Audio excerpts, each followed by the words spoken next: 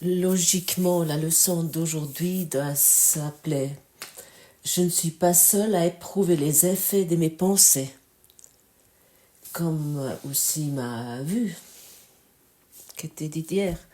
Quel sentiment ça te procure si tu ne éprouves pas les effets de tes pensées seule?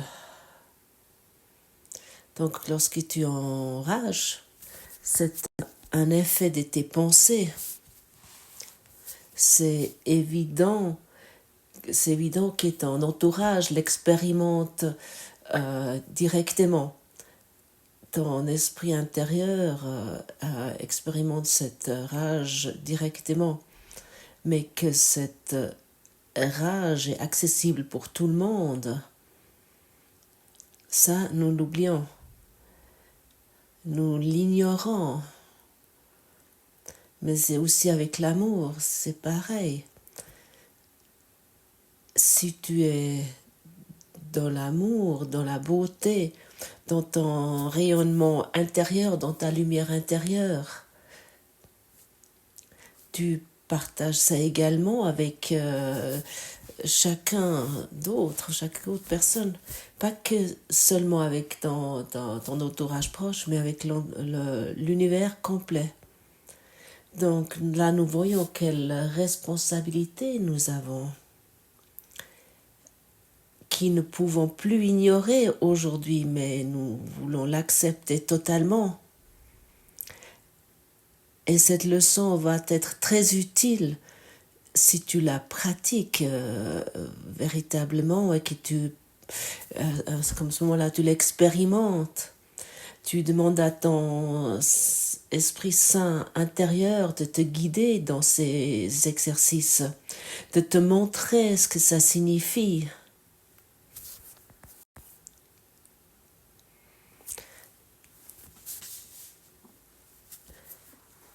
L'idée d'aujourd'hui est évidemment la raison pour laquelle la vue n'affecte pas que toi seul. Tu remarqueras qu'il y a parfois les idées reliées à la pensée précédente, celles qui sont reliées à la perception, tandis qu'à d'autres moments, l'ordre est inversé. La raison en est que l'ordre n'importe pas. En fait, la pensée et ses résultats sont simultanés, car cause et effet ne sont jamais séparés.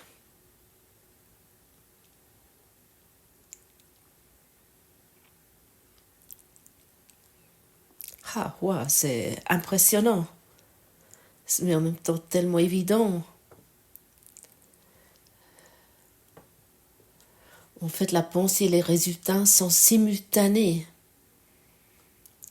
Des pensées produites auxquelles tu penses,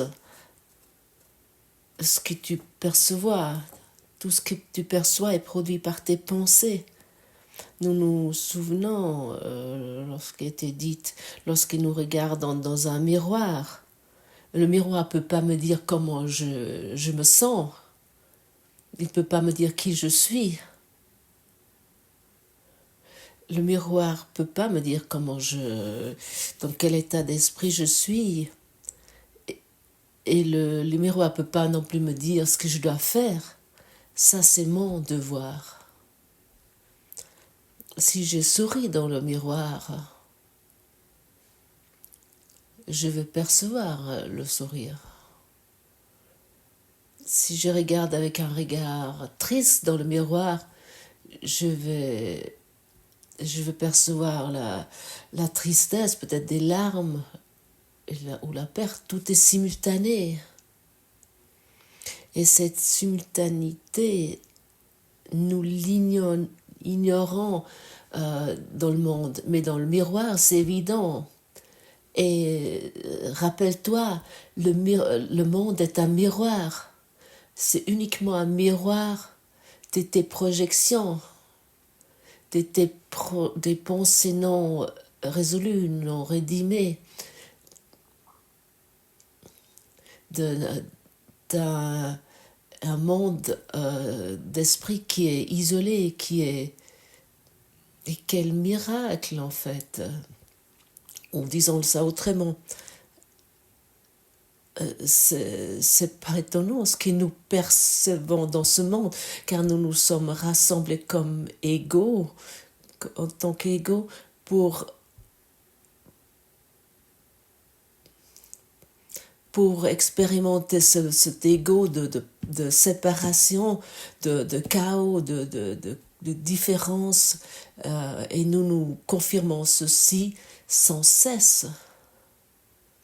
Nous rejoignons des groupes sociaux, des groupes d'amis, des groupes politiques, et qui nous confirment ainsi est le monde. Et que les autres s'embêtent. Ou autre chose.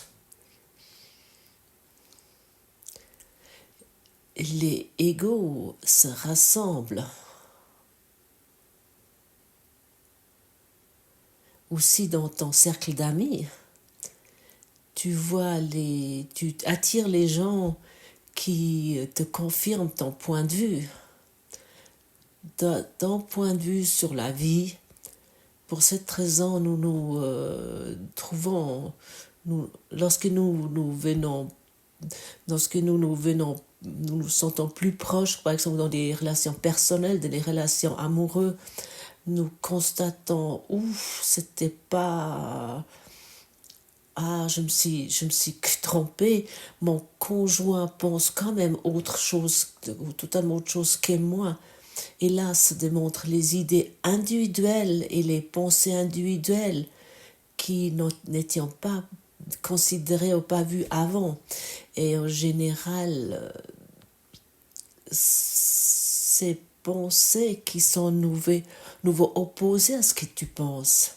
Et finalement, lorsque nous regardons ça ainsi, nous pouvons constater que le monde de l'ego est un monde de conflit. Parfois très très bien caché et parfois évident. Mais vraiment tout sans exception résulte de nos pensées. Et le résultat de nos pensées, de nos idées et pensées et points de vue non résolus. Et après, tu vas dans d'autres pays avec d'autres cultures. Par exemple, si tu vas en Inde, tu vas à un monde totalement différent. Là où les vaches sont sacrées. Bon, je ne suis pas vraiment... mais je n'ai pas vraiment discuté avec des gens de là-bas là-dessus, mais je ne sais pas s'ils prennent ça, s'il y a c'est mis en question si les vaches sont sacrées. Dans d'autres pays, la vache va être mangée. Et si nous allons encore plus à l'est, les chiens vont être mangés, par exemple. C'est une idée totalement fou de mon point de vue parce que j'ai un chien. Mais personne ne met ça en question. Les chiens vont être mangés. Ou, comme ici, des chiens vont être aimés. Va en Espagne, ou en Turquie, ou en Grèce, tu vas nous voir d'autres chiens et qui ont totalement une autre vie, les chiens là-bas. C'est tout ça dans nos pensées. Et lorsque nous voyageons dans des pays orientaux et nous sommes confrontés avec ces cultures, ne pouvons pas comprendre que les gens pensent et agissent ainsi, sans vraiment se mettre ça en question. Est-ce qu'une vache peut vraiment être sacrée, par exemple?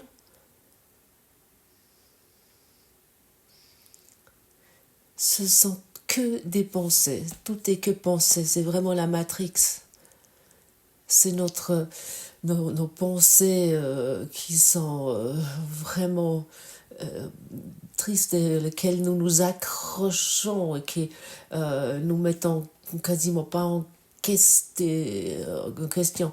Peut-être tu connais la mouette Jonathan et qu'il a mis en question tout le système de mouettes. Et nous sommes ici pour constater que ça ne continue pas comme maintenant. Je ne peux pas continuer à penser comme maintenant et je ne veux pas plus penser comme maintenant. Et maintenant, nous arrivons à nouveau à ce point que la pensée positive, je pense positif, positif et positif, ça peut peut-être te donner certains progrès parce que tu optimises ton ego. Si tu es vraiment fixé sur le succès, ça peut avoir certains avantages, mais ça ne va jamais t'amener où nous voulons arriver. Nous voulons sortir de de cette pensée collective. Et ce n'est pas une chose petite. Et de cette raison, nous aurons besoin d'aide.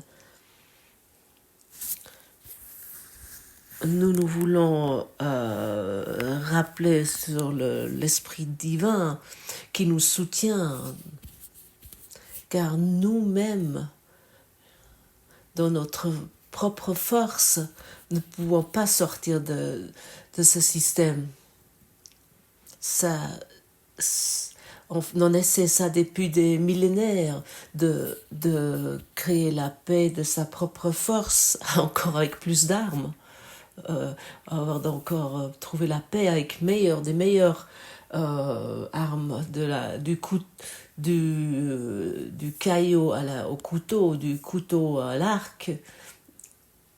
Ça, tu vois, dans des peuples plus primitifs qui se frappent encore sur la tête avec des bâtons et se tuent avec ça parce que quelqu'un a fait pipi sur l'autre frontière. Mais dans d'autres cultures qui ont d'autres savoirs, et là on essaie avec d'autres méthodes de faire la paix. Imagine-toi vraiment, permets-toi cette imagination, cette idée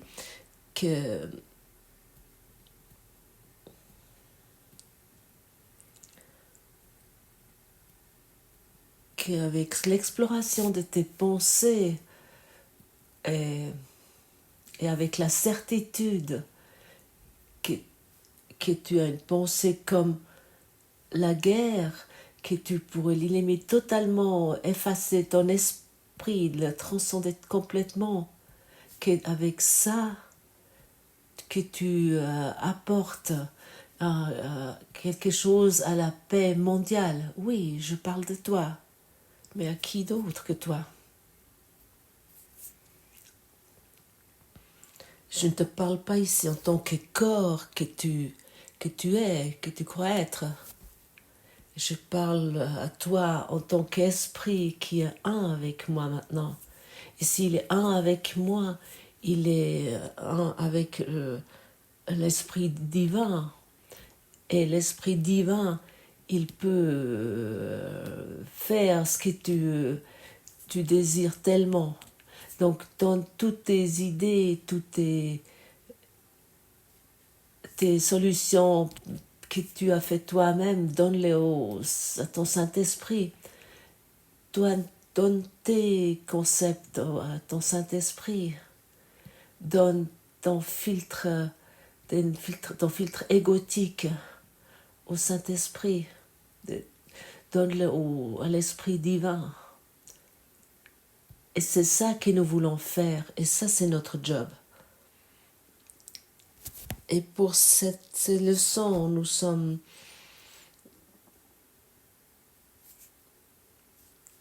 amenés tellement en profondeur de notre système de pensée personnelle qu'en fait, nous ne voulons même pas y aller, que nous ne voulons même pas permettre ceci.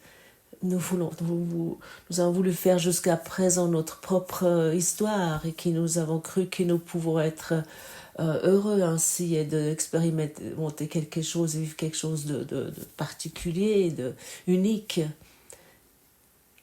Si je te dis que tu es maintenant dans la capacité de rédimer le monde, d'être le salut du monde. Et comme nous avons déjà, nous l'entendons, mais qu'est-ce qui se passe? Ça va être renouvelé. Je me dis, ah non, c'est pas pour moi. Ah non, pas pour moi.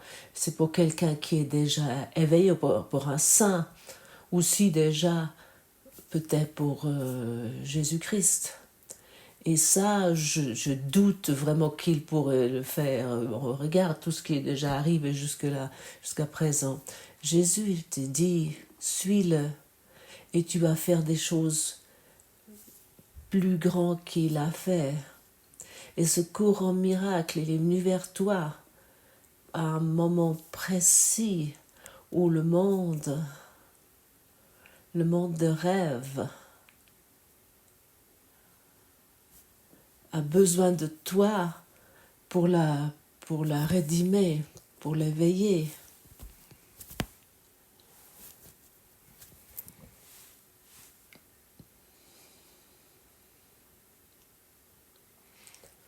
Et le Saint-Esprit nous demande dans ce cours de lui aider.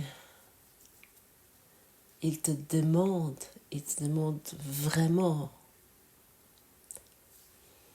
Ça, c'est on peut le lire plusieurs fois dans le livre de texte et le livre d'exercice. Mais si nous ne voulons pas aider, nous ne voulons pas, parce que notre soi personnel est plus important et nous allons continuer à vivre ce processus de vie et de mort, de naissance et de mort.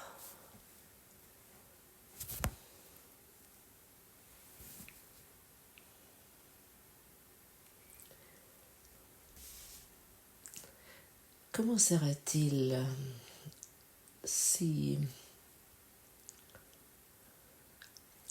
s'ils arrivent dans ta conscience que la rédemption du monde est joyeuse, c'est chaque fois lorsque tu abandonnes une pensée personnelle, la communication avec le Saint-Esprit va être renforcée, et chaque fois que la communication avec le Saint-Esprit est renforcée,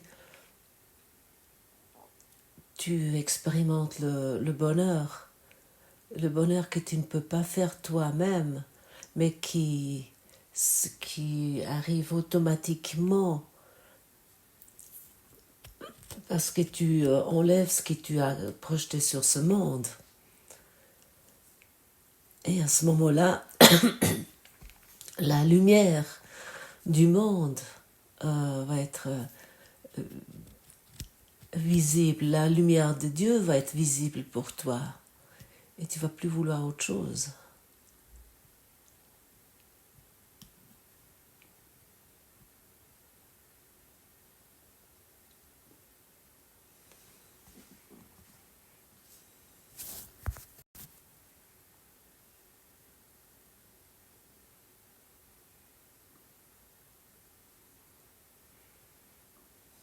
Qu'est-ce que tu veux?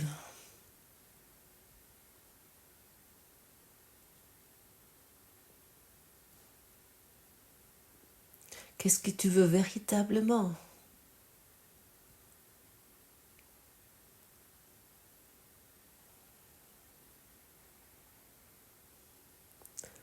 Dans quelle profondeur de l'amour tu aimerais aller?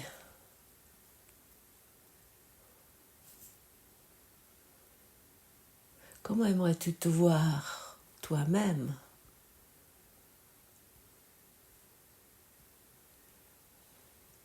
Tu vas toujours te reconnaître à tes propres fruits.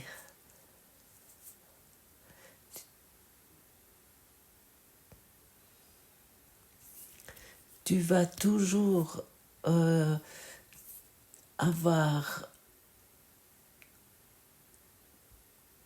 avoir l'expérience, comment tu agis envers ce monde.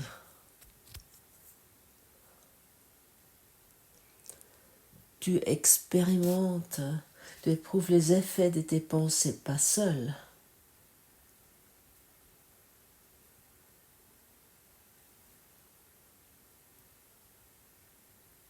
Nous sommes un esprit uni, un esprit joint.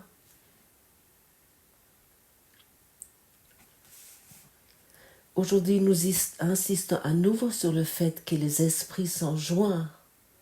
Cette idée est rarement entièrement bien accueillie au début, puisqu'elle semble porteuse d'un énorme sentiment de responsabilité qu'elle peut même être considérée comme une invasion dans la vie privée. Or, le fait est qu'il n'y a pas de pensée privée. Malgré ta résistance initiale à cette idée, tu finiras par comprendre qu'elle doit être vraie si le salut est le moindrement possible. Et le salut doit être possible parce qu'il est la volonté de Dieu.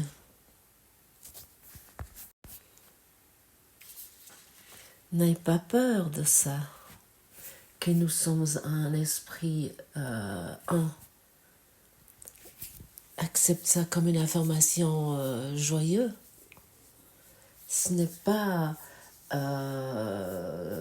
une invasion dans la vie privée parce que tu n'as pas de vie privée. C'est uniquement une imagination que tu crois que tu as une vie privée, une sphère privée.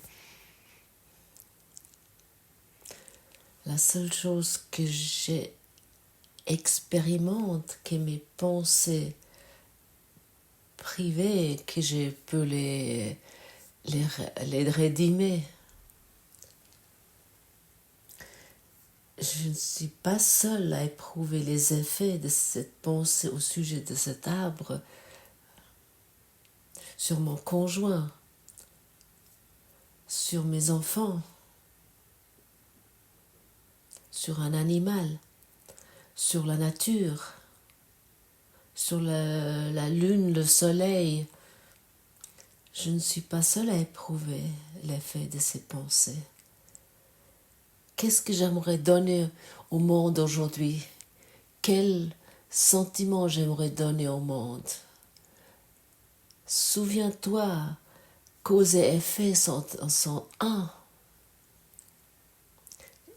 Et si tu te trouves en ce moment dans une phase de vie où tu te sens pas bien, où tu sais pas où aller, peut-être ton entreprise est arrivée à un point où ça n'a plus l'air d'être bien. Pratique cette leçon aujourd'hui et sois conscient ce que tu t'infliges toi-même. Oui, tu t'infliges toi-même. Égal dans quelle situation tu te trouves, tu peux te joindre au mouvement de l'amour. Tu peux dire, j'ai pu aussi avoir d'autres pensées. N'est pas d'essayer de penser vraiment positivement, mais autant que j'abandonne une pensée destructive, je vais être rempli par les pensées divines.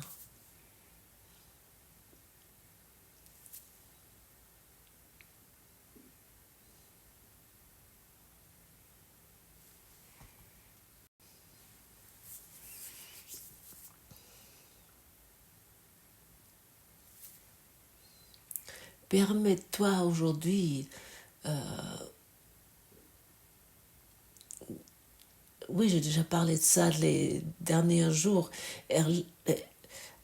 permets-toi le fait d'accepter à quel point tes pensées ont du pouvoir et à quel point toi tu as du pouvoir.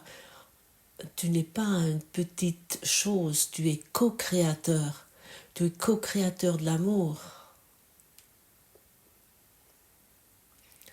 Toutes autres choses sont des créations erroné et puis ça donne les résultats selon ses créations. Et rappelle-toi à nouveau, tu es dans un rêve et tout ce que je pense dans un rêve semble arrive immédiatement. J'ai J'expérimente l'effet de mes pensées immédiatement. Cause et effet ne sont pas séparés. Il n'y a pas de séparation. Chaque pensée est immédiatement l'expérience.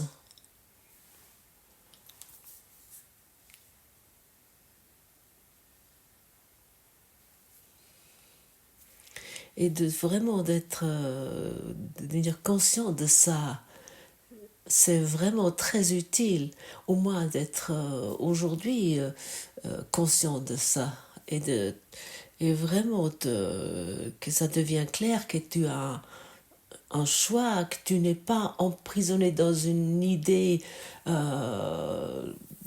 qui est d'un monde terrible. Tu as la possibilité maintenant, aujourd'hui, de sortir de ça, de sortir de ce rêve, d'éveiller de ce rêve. On ne plus le confirmant, ce rêve. Tu es maintenant la réponse pour le monde. Le monde ne peut pas te dire comment tu te sens, comment tu devrais te sentir ou ce que tu devrais faire. C'est impossible.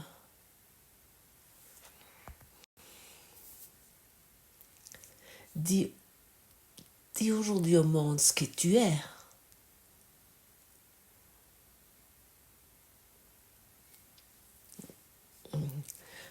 Sois aujourd'hui l'esprit lumineux.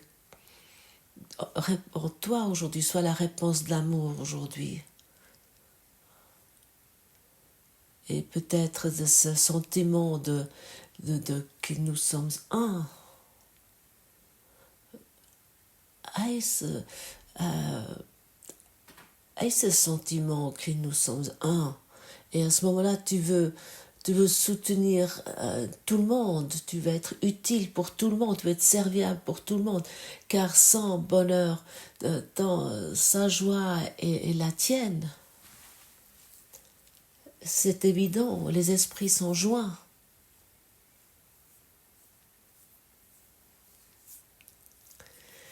C'est pas magnifique que nous pouvons nous rappeler de ceci aujourd'hui, nous pouvons l'apprendre dans cette salle de classe d'amour, de la joie, de se rencontrer en tant que sœurs et frères et de partager la vie ensemble. Et uniquement être attentif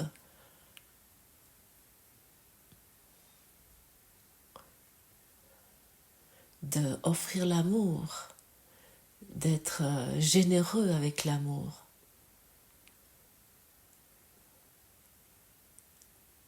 C'est une journée de l'amour, car ça nous devient évident que nous sommes uniquement amour. Nous sommes toujours et éternellement l'amour.